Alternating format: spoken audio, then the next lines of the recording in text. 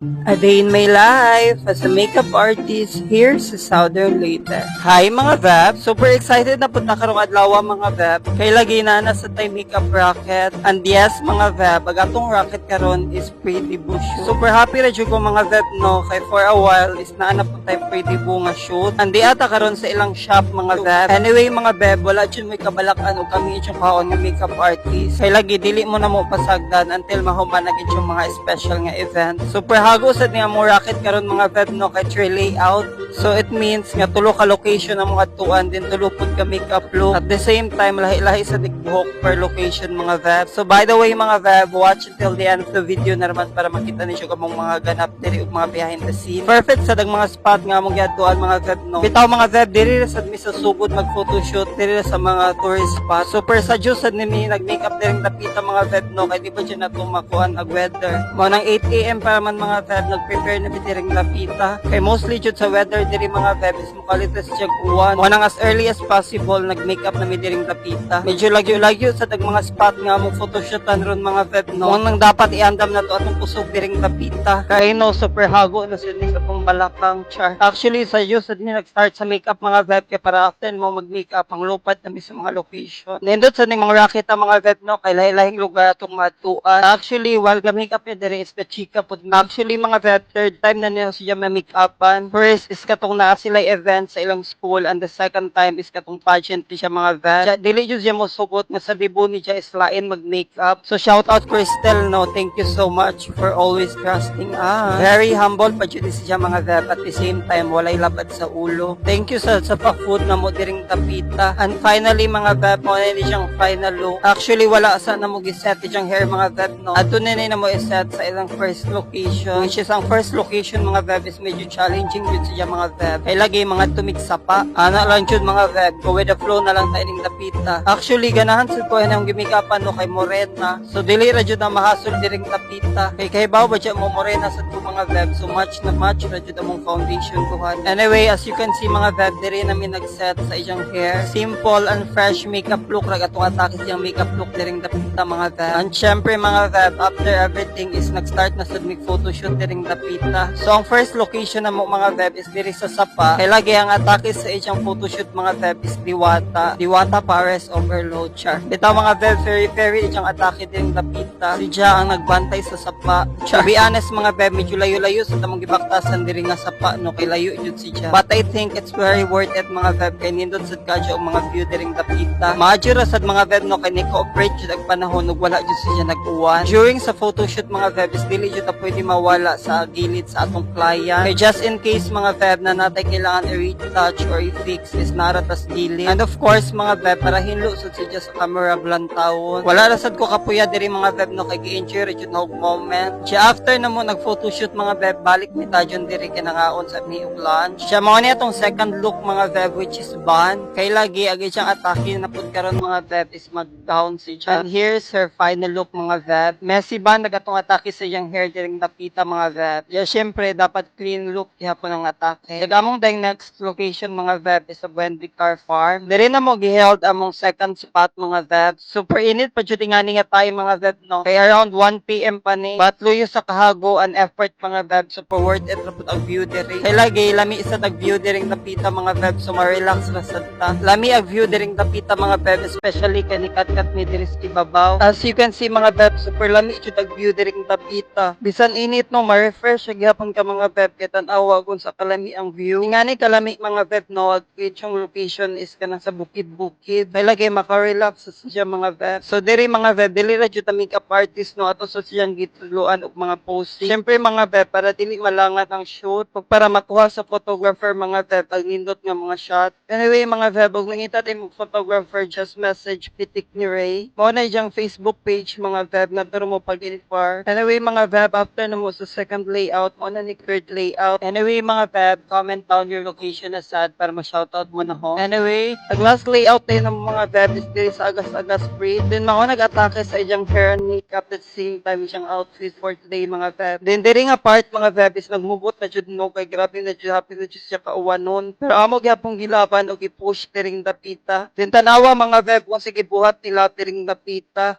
From hairstylist to traffic enforcer. Anyway, mga Veb, kung gusto niyo makita ang mga shots, mga Veb, di stock na laman ang FB page ni Pitik Neray. Anyway, mga Veb, thank you so much for watching. Bye mo, oy.